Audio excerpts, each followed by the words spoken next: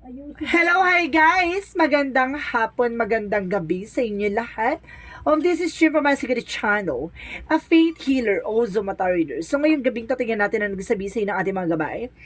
This is a weekly gabay for the month of December 15 hanggang December 21 for the sign of Virgo. So Virgo, welcome to my channel. So once again, this is Chin Rodriguez from my Secret Channel, a faith healer, also mata reader. So, guys, maraming salamat po sa mga walang sawang pagsuporta sa aking channel.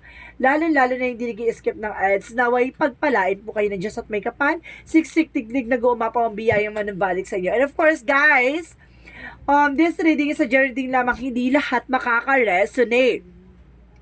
Kunin lamang po ang makaka-relate sa inyo and comment down below kung kaninong energy ang ating nasagap. So guys, kumapit ka na dahil eto na ang weekly gabay for you ng ating gabay.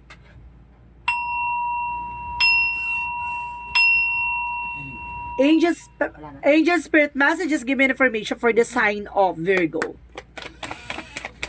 So ano ang pinaka-mensahe sa iyo ng ating mga gabay? So, there's a Two of Cups. So, there's an information, there's a partnership, no? There's a partnership dito. It's either for a lifetime or for a single day. Oh my God. For a single day. Ano kasi sinasabi dito, there's a partnership, talaga there's love life, asawa, partnership pagdating sa business, and of course, sa negosyo. And of course, there's a Seven of Cups. So, there's a lot of opportunities coming in for you. And of course, titingnan natin is an opportunity or something confusion, no? And of course, there's Queen of Wands. So, Queen of Wands represent a confidence. So, parang itong Queen of Wands is a confidence and of course, kumbaga, independent woman or independent person, no? So, let's see what is additional messages.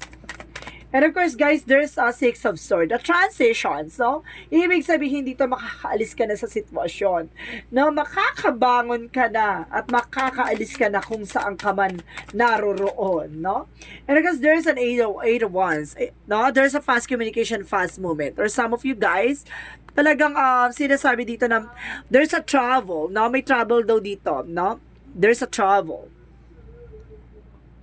Let's see what is additional messages for Angel Spirit. So, there's a Temperance, a perfect timing, no guys? There's a perfect timing here. There's a perfect timing. So, let's see what is additional messages for Angel Spirit for the Two of Cups. So, there's a Magician manifestation na may mga bagay na unti-unti ka na mamamanifest, no? May mga bagay na unti-unti mo na makukuha, no? Parang there's a Magician, parang pinagbook at pinagsama kayo talaga dito, no, ng ating ating universe, rather ni God, no. A magician is like para sinasabi dito, it's a God, no. Kumbaga pinagkaloob sa iyo dito. And of course there's a Seven of Cups for a Queen of Swords, no? There's a bigger feature, no? Kumbaga makikita mo na yung magiging possibilities. As of course, the Seven of Cups is kumbaga opportunities, no? And of course, there's a Queen of Swords, bigger feature or either a life purpose, no? Parang tanaw na tanaw mo na yung mga magagandang opportunity na papasok dito. So let's see what is the Queen of Wands. And of course, there is a Tree of Life. So, it means, no, there is some information na there is a branches of family or something. Family branches na ito, sinasabi dito. There's a lot of branches, no? Kumbaga maraming sanga-sanga, no? Ng panggagalingan itong confident mo. Parang gano'n. And of course, there's a Five of Coins. So, ibig sabihin dito, makaka-recover ka na about sa finances, no? Kumbaga, there's a poverty and transition. Makakalaya ka na sa mga, di ba, kahirapan. Kumbaga, kalungkutan dito dahil sa financial loss, no? So, let's see what is the Eight of Wands. And of course, let's see what is the Eight of Wands. And of course, there is a Four of Wands. So, there is a celebration coming in for you. No, there's a celebration coming in for you, no? And of course, there's a fast communication, sinasabi dito, there's a travel, na makakaalis ka na sa sitwasyon, no? So, let's see what is a Temperance. And of course, guys, there's Queen of Coins. So there's an information na practical pagdating sa finances, no? Kumbaga, there's a divine intervention or paalala sa'yo ng divine na mag-ingat ka pagdating sa finances.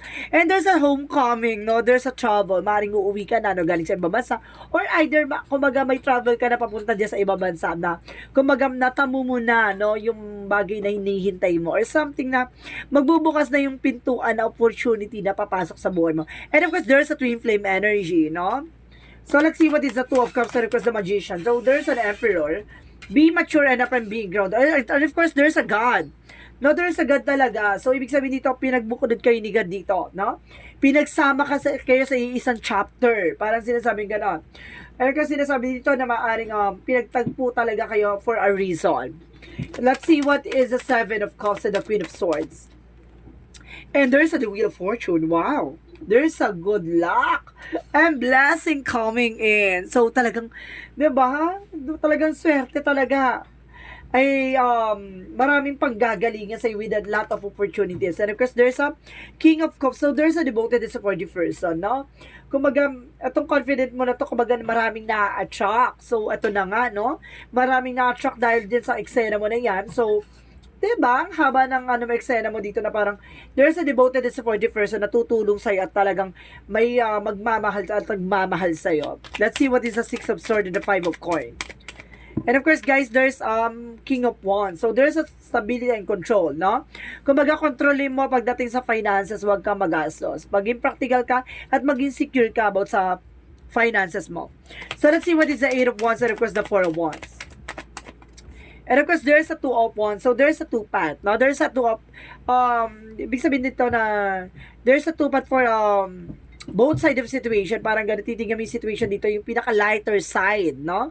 Yung magiging maganda yung possibilities, no? Kumbaga, nagkakaroon ka dito na indecisions, no? Nagkakaroon ka ng foot one in, foot one out, parang ganun. Parang nagkakaroon ka ng doubt or something, no? Kung ilalaban mo ba, or go mo ba, or something, there's an information na parang kailangan mo magdesisyon kung ano yung pipiliin mo, no? Okay, para kasi dalawang choices mo dito na bansa. Parang gano'n yung sa sense ko, dalawang bansa ang pagpipilian mo. So, let's see what is the Temperance and the Queen of Coins. And because there's a devil, mag-ingat ka ha, may paalala sa'yo dito, there's a temptation. No, or something, there's a negative or evil plan. Mag-ingat ka, no? May tukso, or meron ditong, kumbaga, online scam. Mag-ingat sa online scam or there's an investment scam. Mag-ingat. Gusto ko i-clarify yung the devil, no? Clarify ba natin, guys? O clarify daw natin. Char. Ang bilis sumagot. And because there is a Nine of Coins.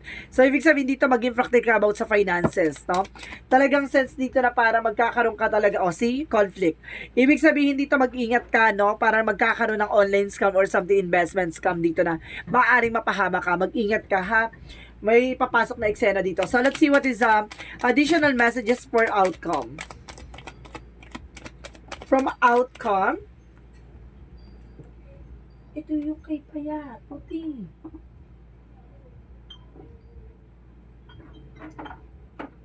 Oh, talaga yun. There's an Ace of Wands, no? There is a new beginning coming in for you. And the Fool card, leap of faith, no? Kumbaga, sinasabi dito na magtiwala ka, no, sa process and progress. No? At sinasabi sa'yo dito na, kumbaga, magtutuloy-tuloy na at magkakaroon ka ng bagong simula dito. And of course, sinasabi na full card, kumbaga a new beginning is coming your way. No? Let's see about naman sa career. About sa career, there's a Nine of Pentacles. So, there's a blossoming abundance. So, talagang lalago, no? Kung may business kayo, lalakas ang business nyo. Kung may trabaho kayo, magkakaroon ng promotions, ganon. At the same time, let's see about naman sa love life. No? Let's see about sa love life. Pagdating sa love life, there's a Page of Cups, no? On the Death card. So, ibig sabihin dito, there's a new person, there's a new person, or, kumbaga, may bata pa dito ako nasa-sense na bagong pag-ibig na mas bata sa'yo. And the Death card represent the ending and new beginning. Mag-ingat ka kasi may ahas, no? May traitor. And kasi sinasabi dito na there's a transformation. Kumbaga, mag-ingat ka, kumbaga, parang tukso, the ahas is tukso, parang the devil energy na susubukan ka nito, no? Kaya mag-ingat ka, kung may asawa ka, wag ka magpatukso, or may jowa ka, wag ka magpatukso. Kumbaga, ito yung tao na to, ibas bata pa sa'yo. So, let's see about naman sa health. About sa health, angel, spirit guide. So, there's a 7 of Swords. There is an information na get more information. Parang, get more second option, no? Kailangan nyo mag-second option dito. There's a sneakiness or something, lying or something, wrong information. And of course, there's a Palace of Coin. Kumbaga sinasabi sa'yo dito na merong, mas magandang, information ka malalaman, no? And of course, parang sinasabi dito na kailangan ng fruits and vegetables. And of course, there's an information by the Palace of Cups. So, ibig sabihin, magkakaroon ka ng happiness. And of course, financial, kumbaga, flow, no? Talagang magkakaroon ka ng long-term success and long-term investment dito. And of course, long-term happiness. Kaya sinasabi dito sa health mo, kumbaga, there's the sneakiness or something kailangan mo kumuha ng information kasi na-stress ka lang, maaring stress lang yung tapos kaya sumasakit yung ulo mo, tapos pina-check mo bakit ganito, kumuha kailangan mo ng second option, no? Ganon. So let's see what is additional messages for magical fairy messages.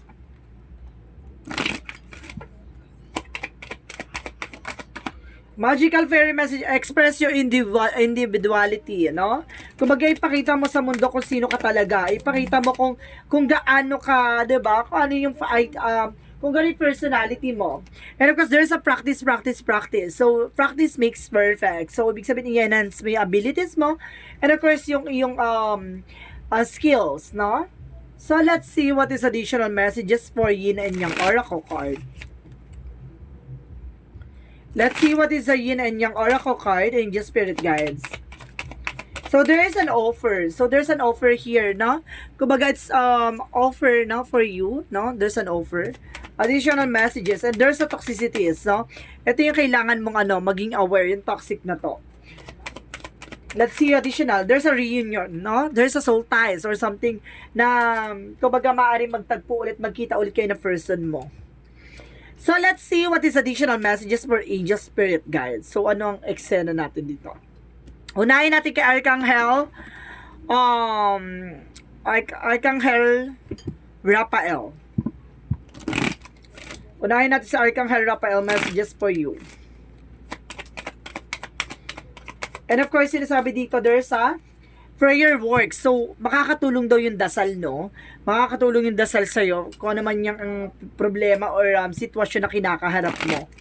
So, let's see what is additional messages for angel spirit guides. And because there's a snake, I told you, may ahas. O, see? May traitor. Mag-ingat ka. May ahas dito, ha? Mag-ingat-ingat kayo. Let's see what is additional messages. And there is an information for completions, no? Be happy.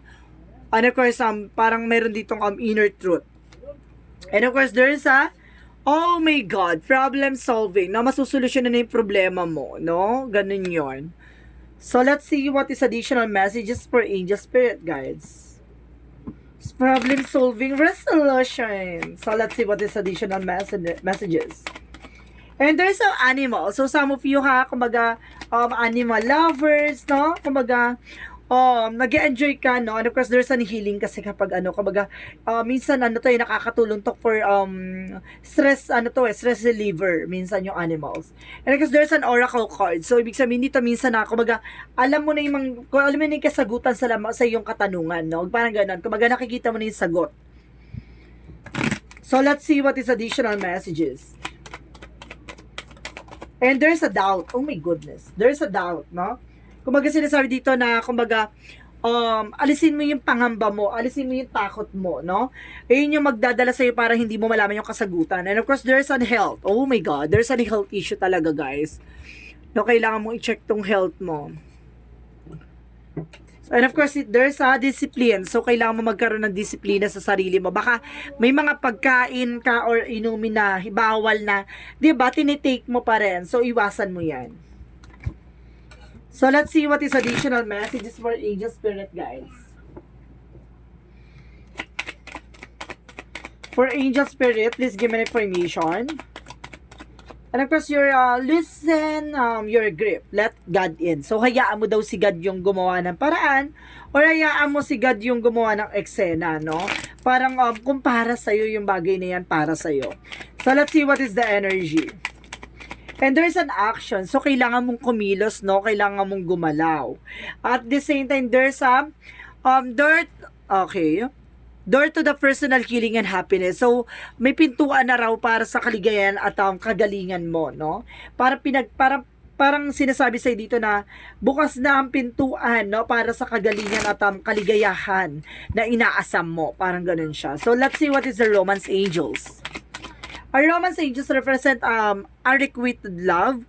Sinasabi dito, there's not enough attraction of chemistry to keep the relationship going. So some of you yung person mo, kumbaga nagkakaroon na kayo, nagkakalabuan na kayo. O something coldness, no? Kumbaga sinasabi niyo, kailangan yung ibalik-balikan yung mga memories or kung saan kayo nagsimula, no? Hindi porket nagkakaroon ng coldness, puputulin na yung situation or puputulin yung pagmamahal or puputulin na yung relasyon. 'Di ba? Minsan yung kailangan yung unawain na hindi lang dapat dahil dun kayo bumabase. Pero in case na kumbaga dahil sa relasyon, kumbaga yung relasyon niyo puno-puno na ng pinagdaanan, no? Of course, parang parehas din kayo na bumabangon at talaga nagtutulungan. Bakit kayo susuko, no? So let's see what is Archangel Michael messages. Kasi hindi naman puro saya sa relasyon meron yung up and downs, 'di ba? And there's an eternal love, no? Kumbaga, there's an everlasting promises, 'di ba? Meron kayong pinagkasunod, pero kayo pinangako sa isa't isa. And use your imagination and use the answer, 'di ba? Gamitin mo yung imaginations mo, no? Para malaman mong kasagutan sa katanungan mo. Nabibitaw ka pa ba o kakapit ka pa o ipagpapatuloy mo pa? Kasi minsan kung hanapin mo yung kung saan kayo nagsimula, dun mo makikita yung totoong halaga mo at totoong halaga niya sa'yo.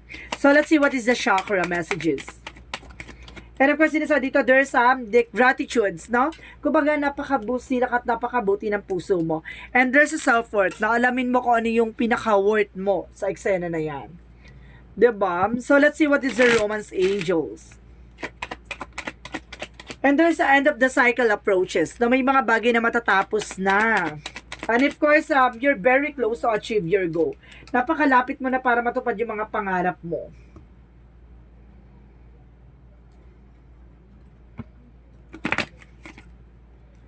Let's see what is the Jesus loving cause. And peace be with you as my Father has sent me. So see, kumbaga binibigyan ka ng kapayapaan ng ating Panginoon, no? At sinasabi sa'yo dito na ibigay mo rin ng kapayapaan tulad na ipinagkaloob niya sa'yo. 'Di ba? Kumbaga maging kumbaga yung mga tao sa paligid mo, 'di ba? Imbis na patulan mo, iwasan mo na lang, 'di ba? Huwag kang pumatol, hindi lahat ng laban nilalaban, diba? So, there's an angel's answer, guys, no? Meron ditong question, pwede ka magtanong. So, ibig sabihin dito, kumbaga, lahat ng mga gusto nyo itanong sa isip mo, magtanong ka na. Bibilang mo ng 3, kailangan nakapag-isip ka na ng question, okay? 1, 2, 3. Angel's answer, give me an answer for their questions. At ang sagot dyan is, reconsider, no? Kailangan mo i-considera, no? Minsan may mga bagay tayo na kailangan natin i-consider, lalo na yung mga pag pinagdadaanan, no? Yung mga sitwasyon. So, let's see what is additional messages for angel spirit guides.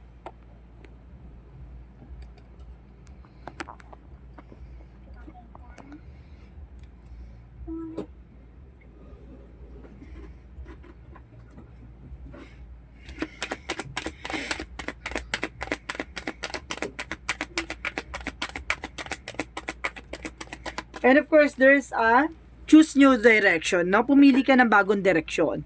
So, kung ano yung tanong mo, ito yung kasagutan. There's a reconsider and a choose new direction, no? Kumbaga, kung may mga tanong ka, pumili ka ng ibang direction or something, new plans, no? So, let's see what is the angel's number. Let's see what is the angel's number. Angel's number, guys. And there's a 21, I am inspiring. No? Sinasabi dito na you are highly creative with a strong will to succeed. Your imagination is highly charged. It reveals itself in everything you do. From your sparkling conversation into your most prized project. So, ibig sabihin dito, ang bilis mo kumbaga makapag-attract, no, ng mga bagay-bagay. Kumbaga na-inspire mo ibang tao. Ganon. Sa lahat ng mga nangyari sa'yo. Sa inyong relasyon, sa sarili mo, at maaaring matagumpay ka na sa ngayon or something na may mga bagay naman napapagtagumpayan mo at nagagawa mo. At may mga taong nai-inspire sa mga ginagawa mo, ganun. So, let's see what is the messages of life. Let's see what is the messages of life. I connect with the heaven. So, sinasabi dito, today, I turn inwards and connect with the heaven within. For this place of peace, I can see that a situation I have resented is not actually an opportunity to work on inner self. I understand that such experiences are necessary for my growth. Thus, I accept such a situation and now live each day in serenity. No? Kumbaga, kailangan mo magkaroon ng connection with God, no? Even sa ating universe, no? Lahat na nangyayari sa inyo, kailangan nyo ng kapayapaan. Hindi lahat ng laban at hindi lahat ng eksena sa paligid nyo pinapatulan. No? Mas maganda yung matahimik kayo at magkaroon ng kalayaan ng kaisipan at alisin ang mga negatibo at toxicity sa paligid nyo. Diba? Kung mga nega sila, they dead, ma'am. Diba? Kasi hindi yan makakatulong lalo mag-a-attract ka ng negativity. At of course, mag-a-attract ka ng blockages. At the same time, magkakaroon ka ng delays and cancellation at the same time, kumbaga puro problema na ang papasok sa'yo pag gano'n ang nangyari. So, ibig sabihin nito, kailangan mo mag-cleansing nang sa gano'n na maka-attract ka ng good energy. At ang sinasabi sa'yo dito, gumawa ka ng isang bagay na alam mong makakatulong sa'yo, hindi yan makakasira sa'yo. So, guys, this reading is weekly gabay for the month of December 15 hanggang December 21 for the sign of Virgo. So, Virgo, maraming salamat for your wonderful reading. So, once again, this is Jen Rodriguez from Asagre Channel, a faith healer, also mata reader. Maraming salamat po, guys, sa mga walang sawang pagsuporta sa aking channel, lalo-lalo na hindi nag-skip ng ads. Naway pagpalain po kayo na Diyos at may kapal. Siksik, liglig na gumapaw man ng balik sa inyo. Maraming salamat po and see you in the next video. Bye-bye. And babush.